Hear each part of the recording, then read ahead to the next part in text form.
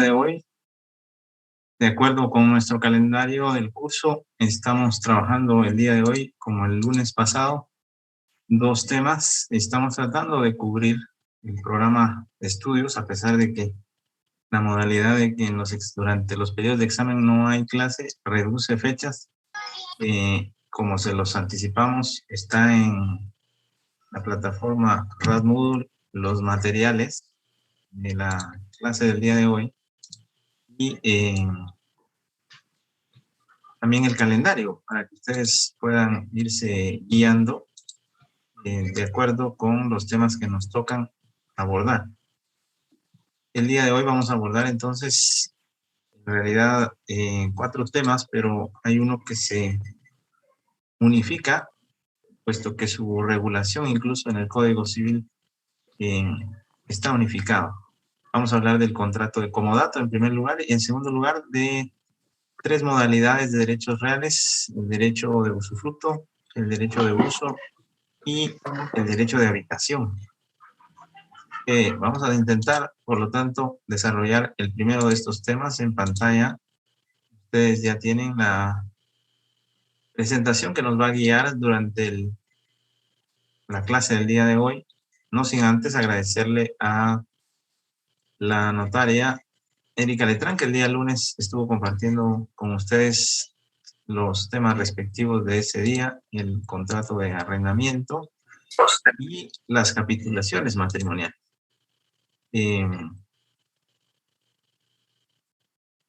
Reitero que estamos en la plataforma ya con la tarea del segundo parcial. Están publicados los materiales que habíamos comentado en la clase anterior. Y de momento aclaro, tengo entendido que el examen será el 13 de octubre. Sin embargo, esto dependerá, esa fecha de entrega dependerá de la fecha del examen segundo parcial. Así es que es el día del segundo parcial que estará habilitada la plataforma para que ustedes puedan subir dicho trabajo, dicha tarea, que es no sino otra que elaborar el protocolo notarial. Tienen la finalidad que lo hagan, que ustedes se acerquen a conocerlo, puesto que esta es una de las herramientas más importantes del notario. Es cierto que el notario tiene actividad extraprotocolar, es decir, tiene la autorización legal para autorizar, para redactar documentos notariales fuera del protocolo, como son las actas notariales, esencialmente, las actas de legalización, tanto de reproducciones fotográficas, fotocopias, como de firmas. Sin embargo, reitero, la tarea refiere la elaboración del protocolo notario, que conlleva ciertos requisitos y que en cada clase hemos ido abordando. Justamente la clase se refiere a las obligaciones que nacen para el notario de la redacción de instrumentos públicos protocolares, esencialmente actos y contratos en escritura pública. Por lo tanto, hoy vamos a trabajar otro contrato, es decir, otro acuerdo de voluntades entre 2 o más personas, denominado comodato. Una definición doctrinaria nos dice que el comodato, que deviene del condum, que significa provecho, es aquel contrato cuya virtud una de las partes entrega una cosa no fungible para que use de ella a otra, ¿verdad? Se la entrega a otra persona para que use de ella por cierto tiempo, para determinado servicio, con la obligación de devolverla una vez cumplidos estos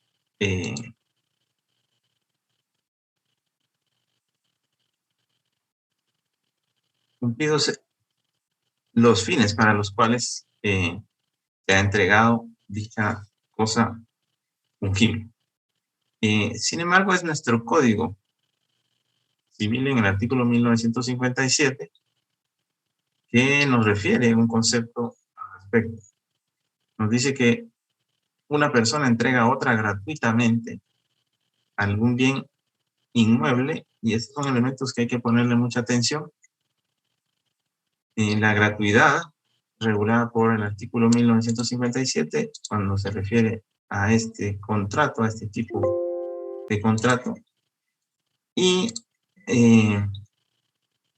lo no fungible como característica del bien, es decir, del objeto del contrato que estamos tratando.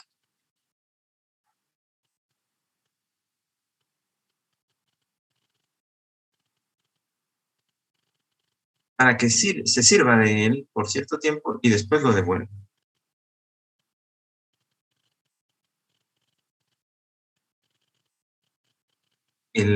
La regulación legal, como lo estamos exponiendo, de este contrato, lo encontramos en el Código Civil a partir del artículo 1957 al 1973, respectivamente. ¿Qué podemos extraer de la regulación que establecen estos artículos? Pues, en primer lugar, que los bienes que se tengan en arrendamiento o en usufructo, que es importante, por lo tanto, ir haciendo la distinción en este tipo de contrato y otros muy similares a este. No estamos frente a contratos que trasladan la titularidad del bien, es decir, no cambia el propietario, sino simplemente el derecho a usar la cosa. Por lo tanto, cuando se encuentre, dice nuestro Código Civil, en arrendamiento o en usufructo, los bienes que se van a entregar también pueden darse en comodato, siempre que no tenga prohibición. Esta prohibición nacerá, obviamente, de los contratos previamente establecidos de arrendamiento o de usufructo. Por otra parte, el comodato se entiende también otorgado en consideración a la persona del comodatario. Y este no podrá transferir los bienes salvo pacto expreso. Es decir, que se entrega en comodato, es decir, es otro acto más de liberalidad, es una donación, pero donación del uso, y por lo tanto, al donarlo, el uso se dona por un tiempo determinado. Es una transferencia del uso de la cosa por cierto tiempo de forma gratuita. Esa es la gran diferencia con el arrendamiento, por ejemplo, que contiene gratuidad. El usufructo, recordarán, lo vamos a ver más adelantito, tiene la característica también de la posibilidad de ser oneroso y otras características que lo hacen. Aquí la gratuidad y que los bienes sean no fungibles determinan la distinción de este.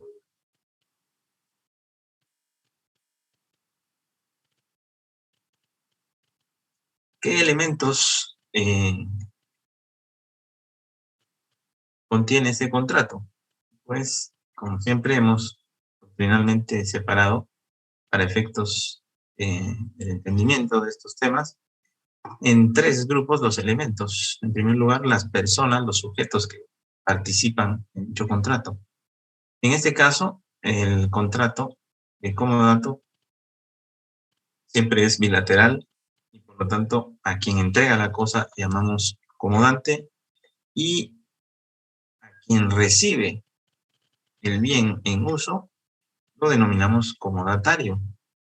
Bajo la perspectiva, bajo la característica que es por ser él, es decir, por sus características personales que el comodante le entrega al comodatario. ¿A qué nos referimos? Esto es que el comodante, quien da el bien, elige a la persona por sus características, por ejemplo, por el vínculo de parentesco, es decir, un abuelo a un nieto, un hijo a un padre, un patrono a su trabajador, un sujeto a su amigo, por razón de agradecimiento, por algún servicio prestado, etc. Es decir, el intuito personaje quiere decir en relación a la persona. en relación a sus características. Estos son los elementos, la gratuidad y que se entrega a una persona por esa razón, por ser quien es. ¿Qué entregamos? Pues un bien no fungible o semoviente. Estos contratos en Guatemala no tengo la expertise actual, pero entiendo que ya no es tan recurrente, pero en tiempos anteriores, durante los 200 años de gracia del Bicentenario, que ahora se conmemora de la firma de dicha acta de independencia, solo por citar un periodo de tiempo, nuestra estructura feudal todavía colonial agraria hace que en nuestro país todavía la utilización de animales de carga, de animales de servicio, de animales de trabajo, sea muy recurrente y por lo tanto, por ejemplo, los bueyes sirven para arar la tierra, en muchas ocasiones se dan así, ¿verdad? Se dan en comodato, en virtud de del servicio que prestan en determinada situación a quien lo necesita para su trabajo. Los bienes no fungibles son, por supuesto, los que no pueden ser sustituidos por otros de la misma especie, calidad y cantidad. Por el contrario, por ejemplo, una obra de arte sería un bien no fungible porque no se puede, no se consume con su uso y no puede ser sustituida por otra obra de arte, ya que no serían equivalentes. Sería una copia, ¿verdad? Una joya valiosa, por ejemplo, pueden hacer otra joya, pero no será esa misma. Eh, entre otros ejemplos que podemos ir dando de bienes no fungibles. Artículos de museos, productos hechos a medida exclusivamente del consumidor, ¿verdad? Prendas de vestir, etcétera, productos a medida de tiras ilimitadas, etcétera.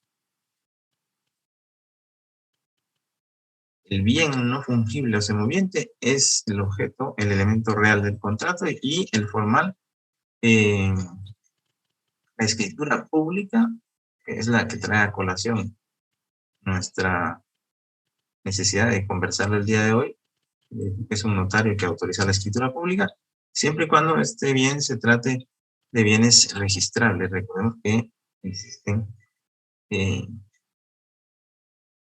registros, por ejemplo, en la sección de Antropología e Historia del Ministerio de Cultura, existe algún registro de obras de arte, etcétera.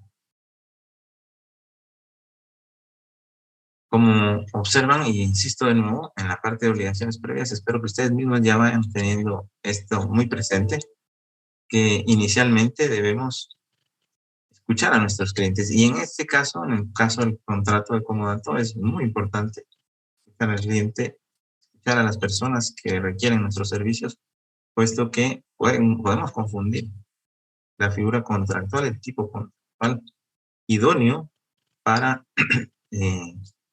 cumplir la voluntad de quienes requieren nuestros servicios notarios.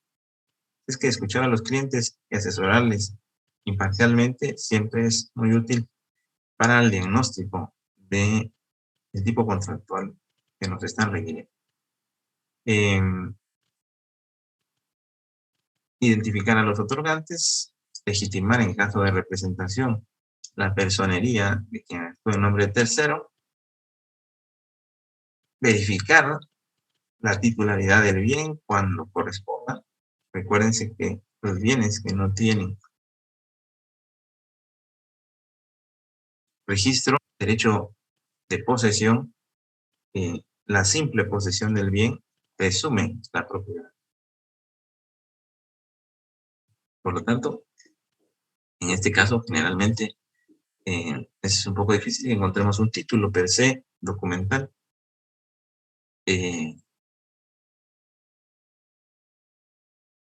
Por lo tanto, no es estrictamente necesario queda acreditado esa propiedad con un título. Puede ser simplemente entonces el dicho en lo. Establecer bien los gastos, impuestos y honorarios previamente es muy importante. Y como obligaciones posteriores, obviamente, si existe el título de propiedad, es importante razonarlo para que si se vuelve a utilizar, las personas ante quien se presente ese título tengan referencias que este ya ha sido dado como dato. La obligación permanente al autorizar una escritura pública, extender un testimonio especial y presentarlo durante los 25 días hábiles siguientes a su autorización al Archivo General de Protocolos y, en este caso, un testimonio al cliente. Otro de los ejemplos muy reservé para este momento de comodato son las armas de fuego. Recordemos que las armas de fuego también tienen inscripción, por lo tanto, también tiene registro, que es la Dirección General de Control de Armas y Municiones del Ministerio de la Defensa.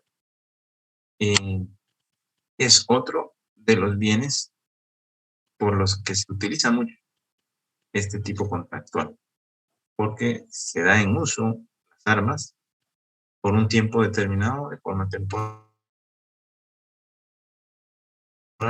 y en nuestro medio, en virtud de que el Estado no ha tenido plenamente la capacidad de responder al problema de seguridad, se han organizado en el área privada muchas empresas de seguridad. Y en estas empresas se da mucho que, por ejemplo, el trabajador utilice armas que no están a su nombre, que no son armas propias, sino que son armas de la entidad que los contrata, el patrono, ya sea una persona jurídica o una persona individual. Justamente en estas empresas el comodato es muy utilizado para validar el uso que hacen los empleados, agentes de seguridad de estas armas. En su caso, por lo tanto, al ser necesario el registro de la Dirección General de Control de Armas y Municiones del Ministerio de Defensa, pues la figura contractual es la escritura pública, donde plasmamos el comodato. Por lo tanto, al autorizar la escritura, se vuelve una obligación extenderle el testimonio al cliente para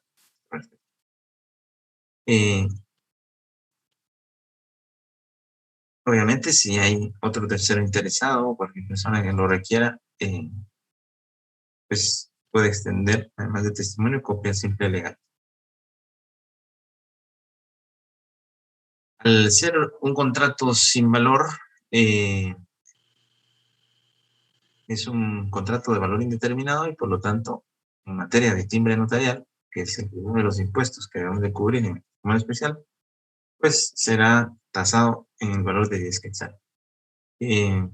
Carlos Castillo nos coloca los cilindros de gas propano.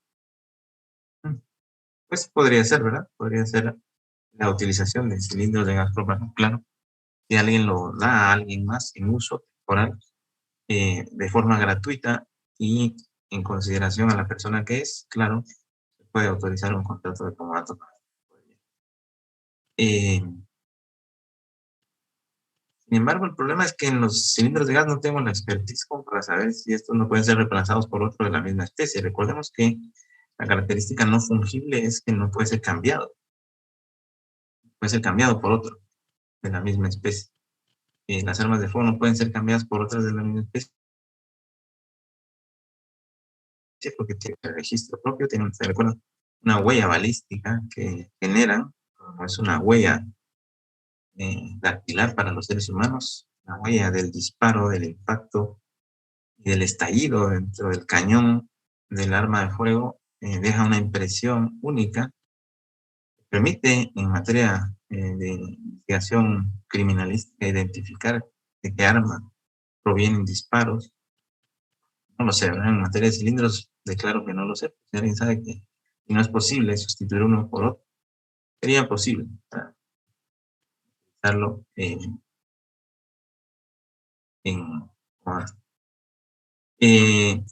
los vehículos pueden ser objeto de este contrato. De nuevo, tengo duda de que sean bienes no fungibles porque podrían entregar otros de la misma especie, género, de la misma calidad y cantidad. Pero son interesantes los ejemplos. En todo caso, si se entrega de manera gratuita el uso del bien, podría ser objeto de un contrato de comodato. En cuanto a los tipos, recordemos siempre la tasa específica de 50 centavos por cada hoja de. Y finalmente, este contrato no está tasado, no está grabado por ningún impuesto, ningún tributo, por lo tanto no constituye hecho generador de ningún impuesto, no debemos de cubrir ninguno de ellos. Es, por lo tanto, una figura contractual, les reitero, que no se utiliza de manera muy general entre la población, pero hay sectores, hay ciertas áreas de actividad social que lo requieren. La ganadería, las empresas de seguridad, etcétera, donde por supuesto entonces el notario tendrá la ocasión de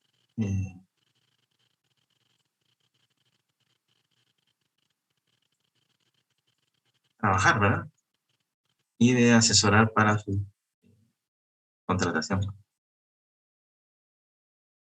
Les reitero que dentro del material que se les entrega hay ejemplos de redacción. Vamos a detenernos un segundito, solo por materia para que tomen en cuenta que aquí en la clase estamos tratando la teoría, pero la praxis notarial, que es el objeto de este curso, la obtenemos al redactar los instrumentos.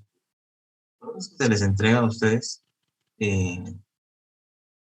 un modelo sugerido de redacción, recordando que los notarios no tenemos una obligación legal de dar una redacción específica. Claro, tenemos elementos y requisitos que cumplir. El artículo 29 del Código de Notariado los refiere, pero en la redacción de las cláusulas de las escrituras, nosotros podemos darle el orden y la redacción que nosotros consideremos, siempre que ésta guarde un orden lógico y coherente con el contrato. En pantalla, entonces, la propuesta del doctor Neri Muñoz de un contrato de comodato, que como verán, iniciamos siempre con el número, la fecha, aunque no es obligación de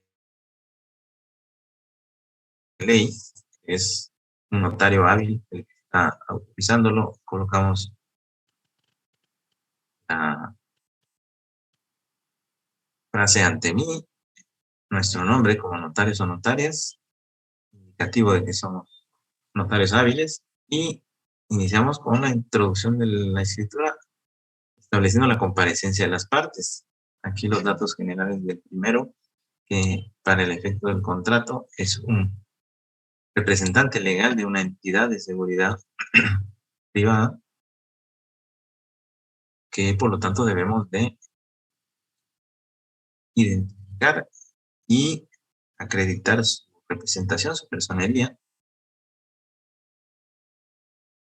indicando que en el instrumento lo podemos denominar la entidad comodante. Y por otra parte, el comodatario con la persona y sus generales, indicando que se le denominará como comodatario o podrá indistintamente a su nombre o la denominación de comodatario durante la redacción. Hacemos constar haber tenido a la vista la documentación y calificarla, indicando que la representación que se necesita es suficiente conforme a la ley, el juicio del notario o de la notaria para poder comparecer y otorgar el contrato. Los comparecientes aseguraron y damos fe de que son de los datos de identificación personal anotados que se encuentran en el libre ejercicio de sus derechos civiles. ¿Esto qué significa? Que tienen capacidad legal para comparecer. Recuérdense que en el negocio jurídico, elemento capacidad, elemento consentimiento y elemento objeto lícito son los elementos de fondo que todo contrato, todo negocio jurídico debe cumplir. E identificamos indicando que ambas partes celebran contrato de comodato con las cláusulas siguientes. Denominar los contratos es una técnica notarial.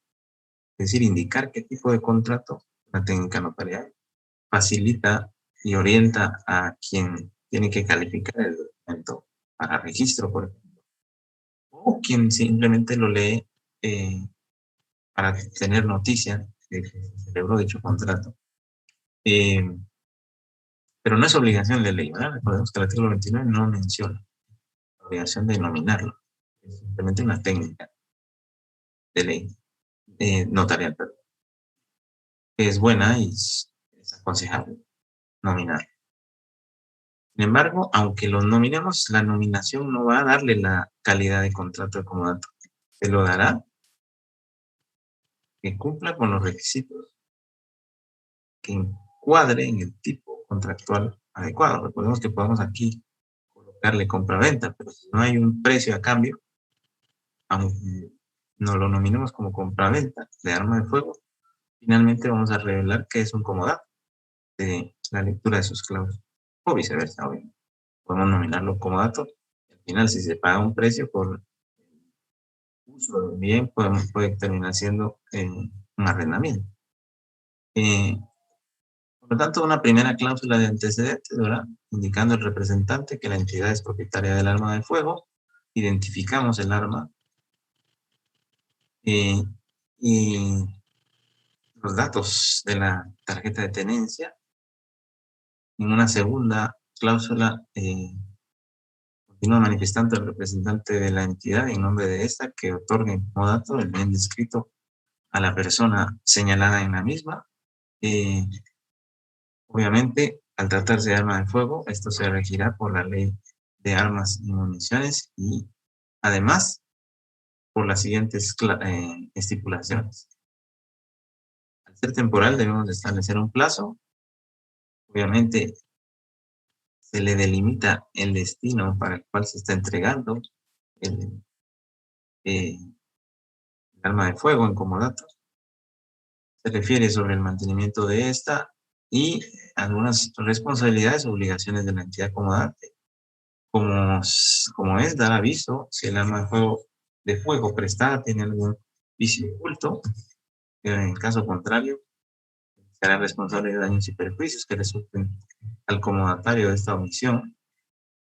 Obligaciones del comodatario, cuidar diligentemente el arma, etc. Y finalmente, otras estipulaciones que por tiempo no las revisamos, pero ustedes las pueden revisar despacio, darle lectura para tomar una idea mejor del contenido de este contrato. Una tercera cláusula que refiere la entrega. Podemos que aquí hay efectivamente un traslado para el uso del bien. Entonces, dejar constancia de que se entregó y que esto lo acepta el comodatario es muy importante. Lo recibe a satisfacción el bien, ¿verdad? Y finalmente, la terminación del contrato, ciertas condiciones, ¿verdad? Que se colocan y que son estipulaciones convenidas entre las partes, en virtud de su autonomía. Recordemos que el contrato se vuelve ley entre las partes. Nosotros, los notarios y notarias, contribuimos a la redacción de normas cuando autorizamos el contrato. Finalmente, una quinta, que se refiere al cierre de las cláusulas con la aceptación tanto del comodatario como de ambos comparecientes del contenido íntegro del instrumento, y llegamos a la conclusión o cierre de la escritura, donde se da la dación de fe del notario o la notaria de todo lo expuesto, de tener a la vista los documentos, entre la representación, el título de propiedad del bien y las advertencias de ley, entre otras. Muy importante la advertencia de la presentación del testimonio, es decir, la obligación de registrar dicho contrato en la DICAM y dar fe de que se dio lectura y que las partes lo aceptaron, ratificaron y firmaron. Como me detengo un poco en esto, porque tal así como lo redacta el profesor Neri Muñoz, es como ustedes pueden colocarlo en el protocolo notarial. No necesitan poner imágenes de firmas, ni firmarlos y luego escanearlos. No. Simplemente que aparezcan. Incluso no es necesario ni poner la F con el profesor Neri ahí. Realmente como que pongan las frases de firma de una parte, firma de otra parte. La antefrase de mí, eso sí es necesario. Dependiendo del tipo de documento, recuerden que puede ser por mí, ante mí o ante mí. Y obviamente la frase de firma del notario, no necesariamente tiene que poner. ¿Y debe llevar el sello del notario? La respuesta es no. Algunos notarios preferimos colocar para mayor identidad y mayor seguridad de nuestros documentos, pero es decisión personal. No es una obligación personal. Por supuesto, estamos abiertos a cualquier duda durante la clase o posteriormente a esta para resolverla. Sin embargo, ahora pasaremos a los derechos reales de uso, de usufructo, perdón, uso y habitación, que sería el segundo de los temas a tratar el día de hoy, a exponer. Y de acuerdo con nuestro calendario. Los tres derechos reales, el usufructo, el uso y la habitación, tienen que ver con el elemento de utilización de los bienes. Por lo tanto, no el traslado de propiedad, sino simplemente de uno de los elementos de la propiedad, que es el derecho a usar la cosa. Brian nos pide la palabra. Adelante, Brian. Buenas noches, doctor. Una consultita en base a la tarea. Sí. Por ejemplo, los contratos, así como los enumeró usted, le vamos a poner, por ejemplo, contrato de número 1, compraventa y así va. Le vamos a poner en la escritura pública 1, 2, 3 o el número del contrato que nosotros logremos encontrar, como ejemplo. ¿Usted se refiere al número de escritura?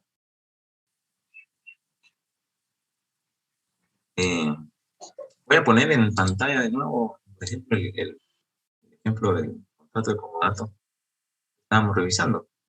Por ejemplo, el doctor Neri Muñoz inicia la escritura con el número que le corresponde, que es el 35.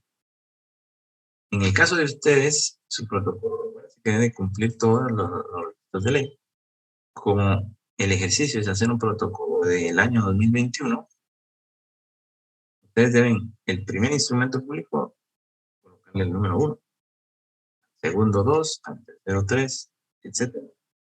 Decir que tendrán 10, como máximo 10 instrumentos públicos en su protocolo. Por lo tanto, del 1 al 10 serán los números que le correspondan. No sé si a este número por relación de instrumento público se refiere, Brian.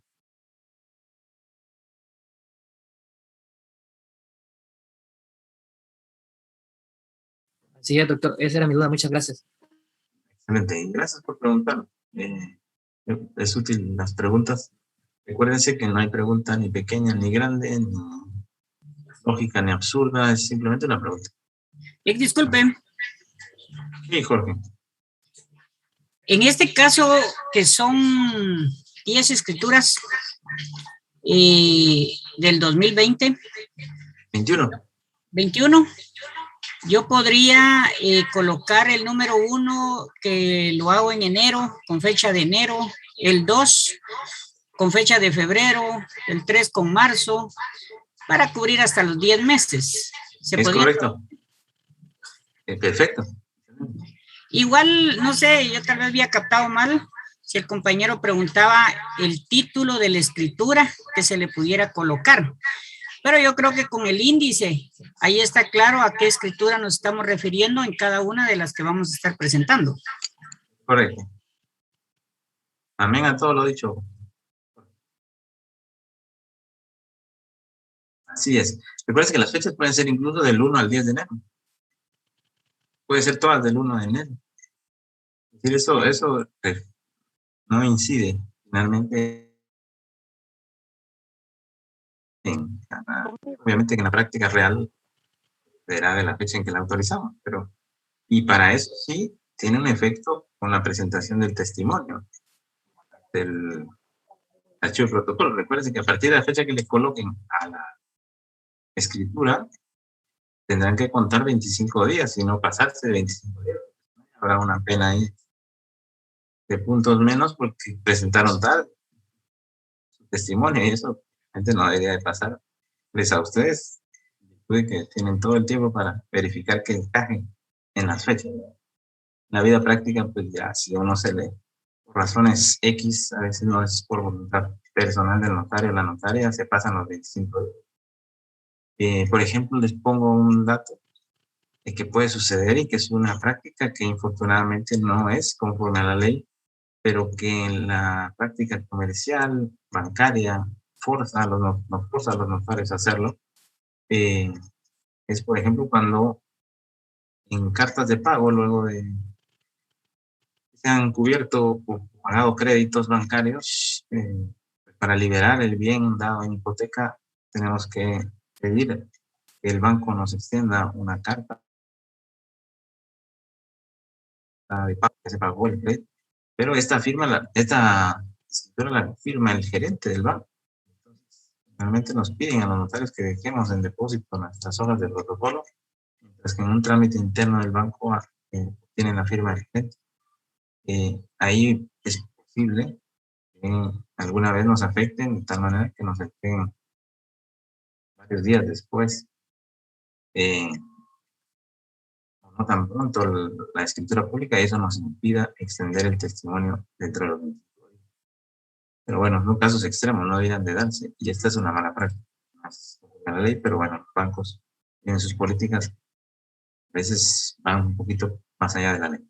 Adelante, José. Leonel. Doctor, muy buenas noches. Con una consulta, usted en las instrucciones indica que tanto el cupre como el índice deben ir fechados con 31 de diciembre de 2020. Sin embargo, la apertura de protocolo debe ser 2021. No será... Perdón, ahí hay un error. Gracias, José, por aclararlo. Ha de ser el famoso copiar y pegar, ¿verdad? Que no es muy sano, pero que da. Seguramente me equivoqué en la fecha, pero es 21. Perdonen si estaba equivocado los datos. Debe ser 21, Brian. Todo, perdón, José, todo debe estar fechado con el año 21. Ok, entonces sería cerrado el 31 de diciembre de 2021 y fechado igual el índice en diciembre de 2021, ¿verdad, doctor? Correcto. Muy bien, muchas gracias, le agradezco. No, a ustedes por ayudarme a aclararlo. Todo es 21, Pablo Jacinto. Perdonen el error. Trataré de modificar ese archivo, pero algunos ya lo descargaron. Pero bueno, es 21, por favor, perdonen el equívoco. Adelante, alguien más quería tomar la palabra, pero creo que ya bajaron la manita. Con todo gusto, cualquier duda, ¿vieron? Y por esta vía, o por la vía del WhatsApp, o por la vía del correo electrónico, estamos en comunicación, por favor. Les decía, hablando del elemento del uso, en el usufructos, más que usar la cosa, lo que se permite a través del derecho real de usufructo es de gozar. Se da mucho en bienes inmuebles o bienes muebles que sean objeto posterior de arrendamiento. Las rentas que se obtengan de dar en arrendamiento un bien son frutos naturales del mismo. O lo que conocemos en la realidad natural, como son, si nos dan en uso un terreno, y en ese terreno hay árboles frutales, los frutos que surjan de los árboles se pueden dar en usufructo a alguien. Es decir, que alguien no va a usar el terreno, sino va a gozar del uso de los frutos. Puesto que al dar los frutos, por ejemplo, en un terreno, muchas veces se da también el terreno. Bueno, la esencia del usufructo surge de gozar, además de lo ajeno, de percibir su. Nuestro Código Civil no nos aporta una definición de este derecho real, ni lo cataloga como un contrato. Sin embargo, al ser uno de los elementos de la propiedad que se puede dar distinto al traslado de dominio, la forma natural de cedérselo a alguien más a través de un contrato. Por lo tanto, no está nominado este contrato.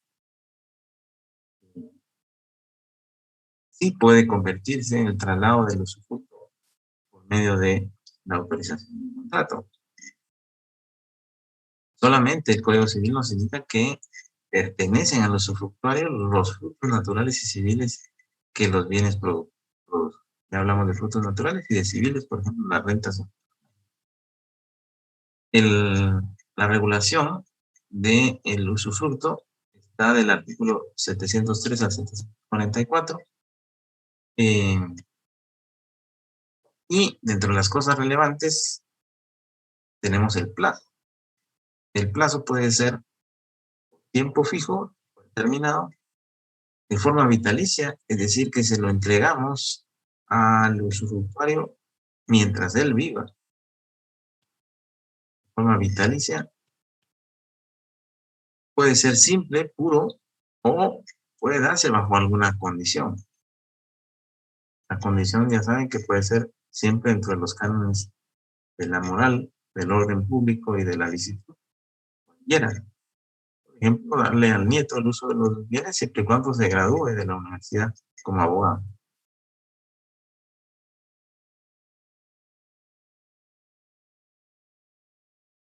Ah, perdón, muchas gracias por informarme. Sí, me pasé a la...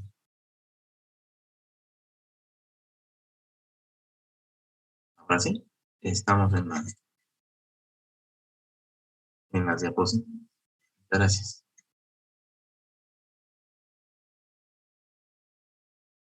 Gracias a quienes me han informado. Solo hemos visto esta diapositiva, la definición doctrinal de usufructo. Sin embargo, en el Código Civil no tenemos una definición, solo nos dice que pues pertenecerán a los usufructuarios los frutos naturales y civiles de los bienes que se produzcan. Pero para que esto suceda, por supuesto que el propietario es usufructuario, ¿verdad?, de los bienes. Pero al estar englobado en el derecho real de propiedad, el uso de la cosa y por lo tanto el disfrute de la misma y sus frutos, el usufructo no cobra tanta relevancia como cuando el propietario lo traslada a un tercero. Traslada ese derecho que él tiene como propietario de disfrutar de los frutos que producen los bienes, pero también tiene el derecho de cederlo temporalmente, porque el plazo puede ser por un tiempo determinado o fijo, o durante la vida del usufructuario o bajo condición, pero ojo, nunca a perpetuidad. No puede considerarse un usufructo permanente que nunca vuelva al titular, porque entonces estaríamos dividiendo derecho de propiedad, de titularidad, del bien, y eso no es posible, que exista alguien titular de una parte de la propiedad, del derecho de propiedad, y otro, dos titulares durante toda la vida del bien, ¿no? Recordemos que en este caso solo cedemos uno de los elementos del derecho de propiedad, que es el uso, pero durante un tiempo, nunca de manera perpetua. Vitalicia sí del usufructuario, pero podría ser que sobreviva, ¿verdad?, el propietario actual. Por lo contrario, por supuesto que el usufructo concluye con la muerte del usufructuario y entonces cuando vuelve al propietario, si este ya no está vivo, sus herederos tendrán derecho al mismo, de conformidad con lo que ya observamos cuando hablamos de la sucesión testamentaria y per se, aunque no lo tratamos en este curso, la sucesión Si no se fija plazo, la ley determina que este se considerará vitalicio y es vitalicio en cuanto a la vida del usufructuario, ya que al fallecer termina el usufructo. El usufructo a tiempo fijo no puede exceder de 30 años, es una regla de ley. Si se constituye a favor de una persona jurídica, tampoco puede exceder de dicho plazo. No importa a quién se otorga el usufructo, siempre y cuando esos 30 años. Y es por tiempo fijo, puede superar los 30 años en caso de vitalicio. El derecho de usufructo puede gozarse por sí mismo, pero también puede cederse o arrendarse, incluso enajenarse el derecho. Todos los contratos terminan al finalizar el usufructo. Aquí, en la práctica, algunos tratan de volverlo perpetuo trasladando el derecho. Voy a poner el ejemplo. El abuelo cede al hijo, al papá, perdón, a su hijo, en usufructo vitalicio, de que goce de los frutos naturales o civiles de un bien durante su vida. Pero el papá le cede al nieto, es decir, a su hijo, también el usufructo, es decir, él se lo cede. Incluso lo puede arrendar para cobrar un precio porque el hijo goce de los frutos del bien. Incluso lo puede vender al hijo. Pero ojo, el hijo también se lo puede dar al bisnieto, ¿verdad? Del propietario. Ya habría un cuarto, un tercer usufructo, un cuarto, una cuarta persona en la cadena. Todos estos podrían ser a título vitalicio. Pero el problema es que todo concluye a la muerte del primer usufructuario, es decir, del papá, el hijo del abuelo, que es el propietario. Espero que se entienda este pequeño entuerto, pero de ahí es que algunos lo que pasa es que intentan autorizar 3, 5, 7 usufructos en cadena, intentando que este bien permanezca a perpetuidad casi en la familia. Y eso no es posible, ¿verdad? La ley lo prevé con la regla de que todos los contratos terminan al finalizar el usufructo.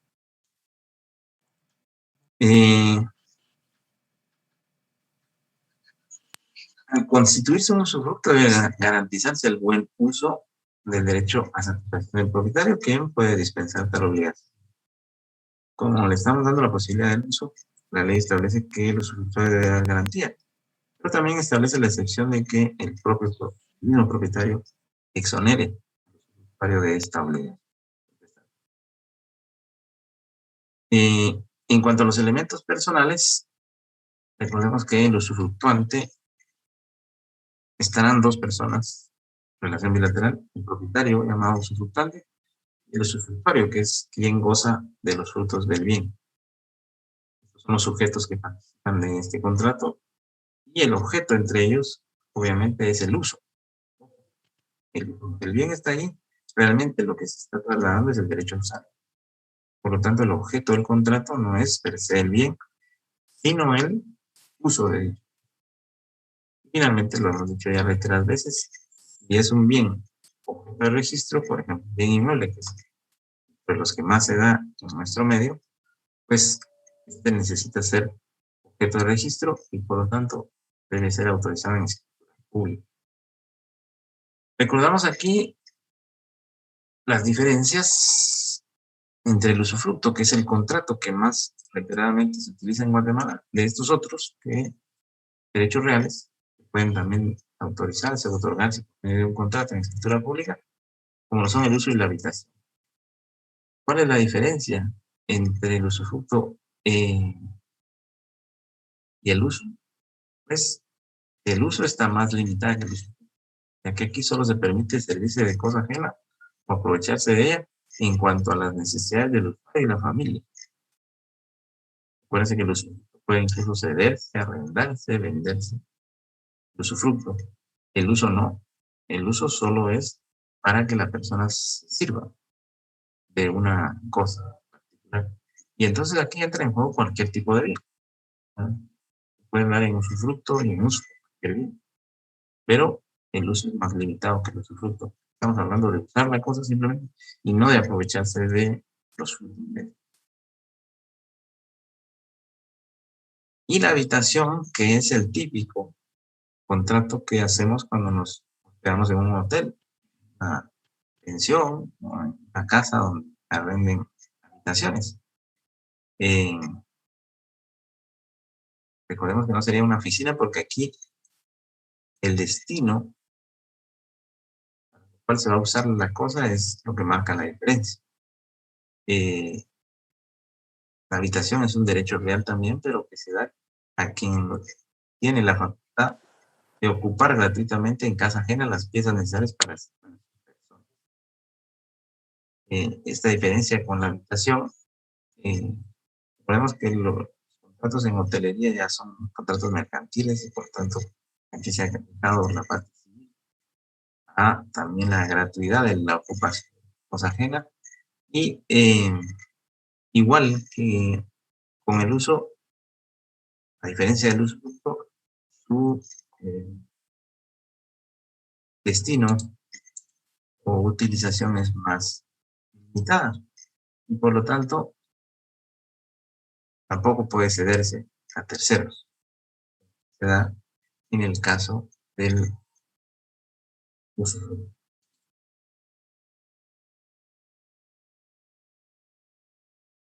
Cerramos hablando de las obligaciones previas y posteriores que surgen de estos contratos. Recordarán que las obligaciones previas tienen que ver con escuchar y asesorar correctamente a nuestros clientes, identificar a los otorgantes y comparecientes, legitimar su participación si nos presentan una personería o, en este caso sí, la titularidad de los bienes, el informe de gastos, impuestos y pactar honorarios siempre es importante. En este caso, el usufructo puede ser a título oneroso y por lo tanto que se puede vender el derecho de usufructo. Por lo tanto, si hay valor de y en el caso será un contrato de valor determinado de 2 por millas en materia de timbre notarial cuando extendemos el testimonio especial y en materia de timbres fiscales de 50 centavos por hoja en el testimonio especial. Obviamente que si es valor indeterminado, si el uso se da gratuitamente, no habrá entonces un valor del contrato, al no haber valor, el monto del impuesto de timbre notarial será justamente este contrato per se no está grabado por un impuesto, por un tributo. Sin embargo, al testimonio se debe acompañar el recibo de pago del IVA en la actualidad del 12% del valor estimado del usufructo uso por habitación. Recordemos que el usufructo, una de sus normas es que debe ser estimado. Por lo tanto, en esa estimación es el valor determinado y por lo tanto pagamos IVA. Este está tasado por la ley en el artículo 10 del IVA. Por lo tanto, el usufructo, el uso de la habitación, sí se cubre el impuesto al valor agregado en el testimonio que se extiende a los otorgantes. Reitero, seguimos avanzando en nuestro contenido del curso. Estos materiales que hemos observado el día de hoy están ya disponibles en la plataforma Radmood y el próximo lunes 27 abordaremos los temas del contrato de mutuo, carta de pago, que intentaré a la brevedad colocar disponibles para ustedes para que puedan aprovechar previamente, siempre en la plataforma Radmood. Y pues, como quien dice nada, nos estamos acercando ya al periodo de los segundos parciales. A mí no me han notificado aún calendario. Algunos de ustedes ya conocen de la existencia de calendarios segundos parciales, pero bueno, todavía tenemos algunos días para enterarnos de este y por lo tanto establecer con certeza cuándo será la entrega del protocolo. Quedo a la orden en momentos a cualquier duda, cualquier interrogante que quieran plantear, y también, si no la tienen ahora, cuando les surja, así como lo han hecho varios de ustedes, con gusto podemos apoyar duda del curso, ¿no? Y alguna más que podemos apoyarles. Enhorabuena, no todo lo podremos resolver, pero de todas maneras haremos lo que por apoyar. Bien, quedo a la orden entonces. Agradezco a toda la atención y pues, empiecen a repasar los temas porque vienen los segundos parciales. Les deseo buena noche a quienes quieran retirar ya y quedo aquí unos minutos si alguien más quiere comentar algo.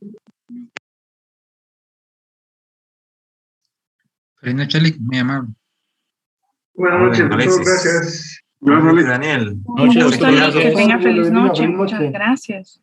Vacúnense, síganse cuidando. Gracias, Alex, feliz noche. Feliz noche, Alec. Igualmente, cuídense mucho. Gracias, licenciado. Buenas noches. Feliz descanso.